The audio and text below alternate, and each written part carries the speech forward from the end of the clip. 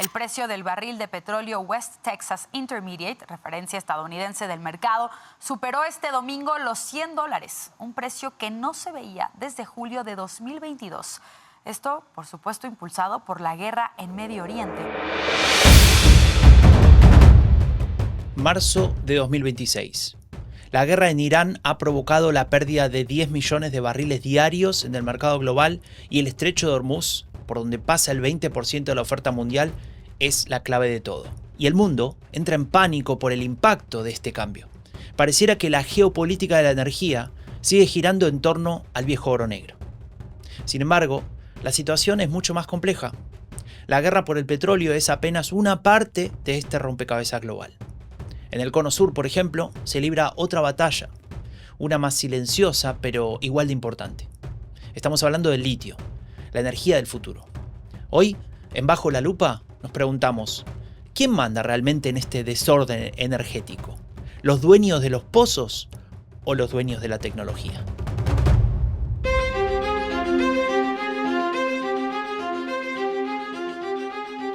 Vivimos en tiempos donde lo urgente no le deja espacio a lo importante. Estamos atrapados en el consumo permanente de noticias y contenidos sin poder hacer una pausa para reflexionar sobre lo que sucede.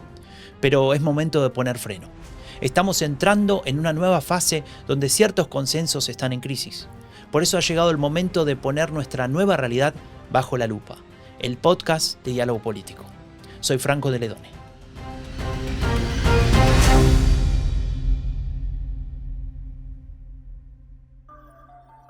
Hasta no hace muchos años no había demasiadas complicaciones para entender quién dominaba la energía en el mundo.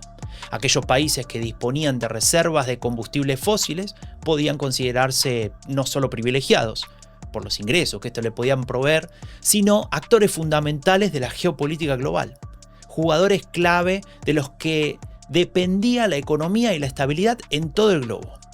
Pero déjame decirte que esto ha cambiado, o al menos se ha vuelto más complejo. Para entender quién manda hoy en el mundo de la energía, debemos dejar de mirar únicamente hacia los pozos de petróleo.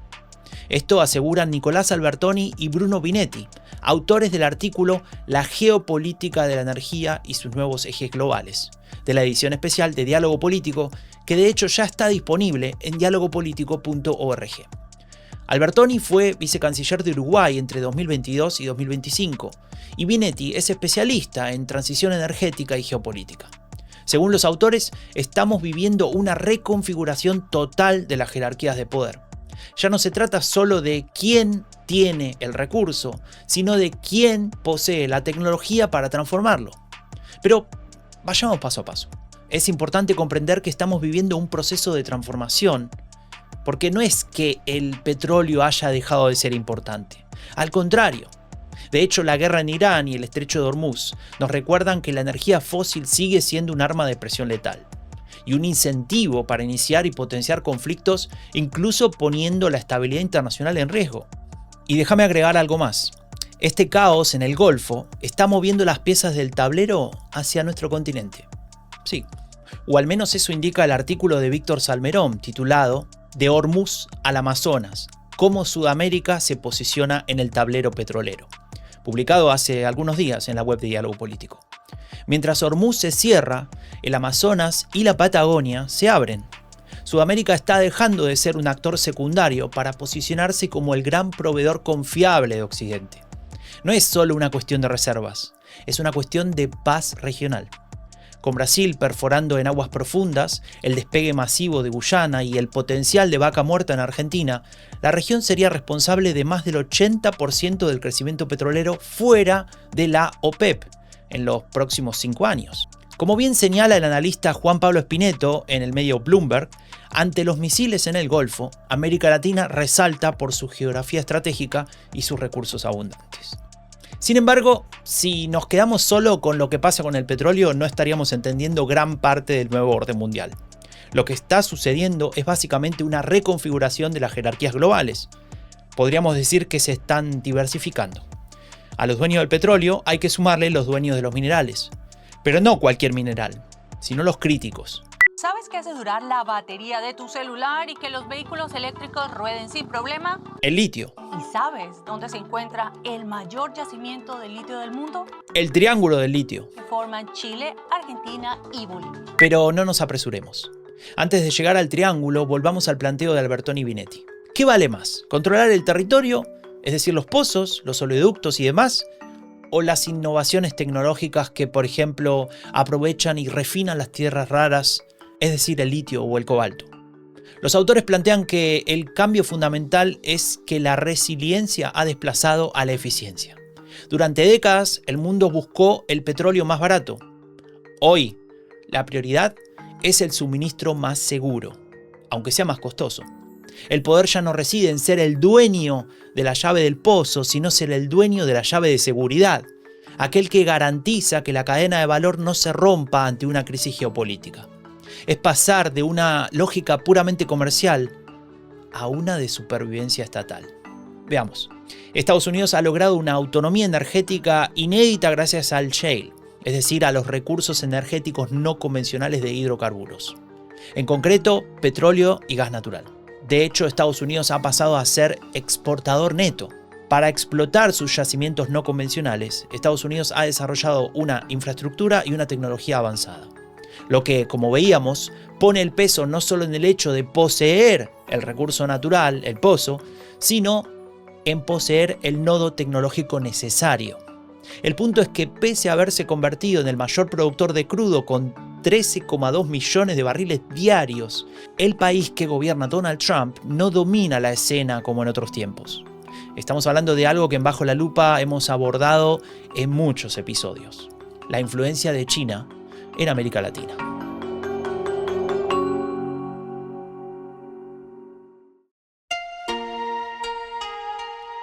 China ha tomado una delantera casi imposible de ignorar. Allí se refina el 70% del litio mundial. Y no solo eso, también fabrica la mayoría de los paneles solares, baterías, aerogeneradores. Se trata del resultado de una combinación de factores de la que podemos destacar tres en particular. Escucha bien. Primero, una planificación estatal a largo plazo. Segundo, el dominio de las cadenas de valor tecnológicas. Y tercero, una agresiva diplomacia de infraestructura. Mientras que Estados Unidos ha mantenido una posición de liderazgo basada en la inversión privada y financiera, China ha articulado una estrategia consistente respaldada por el Estado para consolidar su presencia en toda la cadena de valor de sectores críticos como el litio y las energías renovables. La pregunta es, ¿qué han hecho Estados Unidos y Europa para enfrentar este escenario? Estamos claramente hacia un regreso de la política industrial inspirado en el éxito de que China ha tenido en las últimas décadas, ¿no? Y el dominio que China ha adquirido en cadenas de valor fundamentales y la presencia que tienen las manufacturas chinas, ya no solo por bajo precio, sino por alta calidad y por estar en la frontera tecnológica.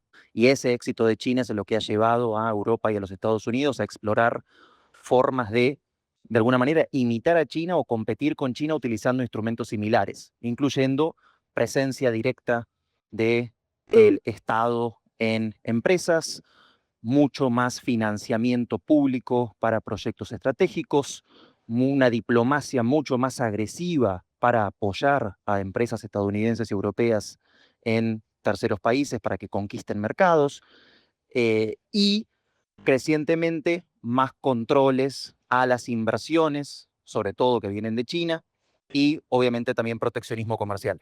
Y estamos viendo en los Estados Unidos, tal vez con más vaivenes, la administración de Biden ya había establecido un andamiaje jurídico para la política industrial, incluyendo la ley de chips, incluyendo la llamada IRA, y la administración Trump desmanteló esto, pero sigue vivo el interés y el impulso en este tipo de medidas. Y aquí entra otro factor, uno muy relevante: los cambios políticos en los países del Triángulo del Litio. ¿Podría beneficiarse Estados Unidos ante este nuevo escenario? Quiero presentar al presidente electo, Javier Milei. Señoras y señores, el presidente electo de Bolivia. ya es posible confirmar que José Antonio Kast Riz será el próximo presidente de la República. 3 presidentes. 3 representantes de un sector político muy concreto en sus países. ¿Podríamos decir 3 aliados del trumpismo? A simple vista la respuesta es afirmativa. En teoría, por afinidad ideológica, el 58% de las reservas mundiales de litio estarían en manos de gobiernos cercanos a Estados Unidos. Una enorme ventaja en aquella carrera contra China. Pero ahora vayamos a los detalles, porque tal vez la situación no es tan simple. Empecemos por la premisa que venimos discutiendo. El hecho de poseer el recurso no equivale a mandar en el mercado, ni mucho menos. Ya lo decían Albertoni y Minetti en su artículo en la edición especial de Diálogo Político. El poder energético hoy reside en los nodos tecnológicos. Más allá de las plantas de refinación, el dominio se juega en la arquitectura de las dependencias. China ofrece infraestructura inmediata y mercado, pero Estados Unidos está desplegando un cerrojo normativo para protegerse, como veíamos antes. El ganador no será simplemente quien compre más litio, sino quien logre que el Cono Sur adopte sus estándares técnicos y legales. Se trata de crear un ecosistema donde, una vez que entras, sea políticamente imposible salir hacia el bloque competidor. Y aquí es donde entra la cuestión política. ¿Acaso la ideología puede jugar un rol en este sentido? Es decir, ¿qué pesará más? ¿La inocultable alianza entre Javier Milei y el presidente republicano? ¿La sintonía fina con José Antonio Kast y sus programáticas similares? ¿El giro hacia la derecha que representa Rodrigo Paz en Bolivia? ¿O acaso los compromisos reales en torno al comercio, las inversiones en infraestructura y los proyectos extractivos con China serán más potentes? Se lo consultamos a Albertoni. Creo que a largo plazo lo que va a primar es el interés de cada uno de estos países y la capacidad de los Estados Unidos de poner sobre la mesa un paquete de financiamiento y una oferta que sea lo suficientemente atractiva como para competir con China. Está claro que el alineamiento de muchos gobiernos de la región con Donald Trump crea una condición propicia para eso, pero también es cierto que a Trump le quedan 2 años de mandato y que el desarrollo de proyectos de litio y de minerales críticos en general tarda tiempo, con lo cual no es suficiente. Es cierto, hay un renovado interés de los Estados Unidos en asegurar un control más fuerte sobre el triángulo del litio, competir con China, desplazar a China si fuera posible, pero tampoco creo que gobiernos como el de Milei o el de Kast o el de Paz estén dispuestos a romper contratos existentes con China, porque eso alimentaría cuestionamientos en términos de seguridad jurídica, con lo cual creo que sí hay un interés de estos gobiernos por aumentar la presencia de los Estados Unidos. No lo veo por ahora incompatible con que se mantengan los proyectos chinos que ya están en el terreno. Los combustibles fósiles siguen siendo un pilar fundamental para la economía mundial.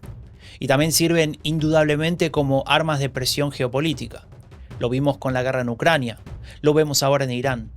Sin embargo, los hidrocarburos ahora comparten ese lugar de privilegio en el concierto internacional. Los minerales críticos, es decir, las tierras raras, han ganado un peso enorme. ¿Llegaron para reemplazar al petróleo? En absoluto. Llegaron para convivir. Podríamos decir que vivimos en una fase de superposición. Y esto tiene sus consecuencias. Por ejemplo, en los cambios en el antiguo orden mundial. Estamos viendo el desarrollo de un capitalismo estratégico, donde las políticas industriales se usan como herramientas de coacción y protección nacional. ¿Cuál es el objetivo? La autonomía estratégica. Allí reside el combate entre los polos actuales de poder. Para Nicolás Albertoni y Bruno Minetti, tal como escriben en la edición especial de Diálogo Político, la energía siempre ha sido el eje de poder global, pero hoy somos testigos de una transformación sin precedentes. No estamos simplemente cambiando de combustible, estamos reconfigurando las jerarquías mundiales.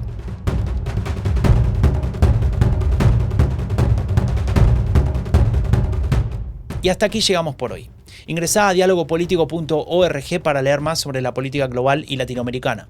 Recuerda descargar la nueva edición especial de Diálogo Político, El fin del orden, un trabajo que te permitirá entender la nueva lógica geopolítica que rige actualmente.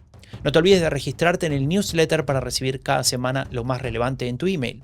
Y te pedimos que te suscribas y nos dejes una valoración en Spotify, en Apple Podcasts, en iVoox o en cualquiera sea la plataforma que utilizas para escucharnos. Yo soy Franco Teledone y esto fue Bajo la Lupa, el podcast de Diálogo Político. Nos escuchamos muy pronto.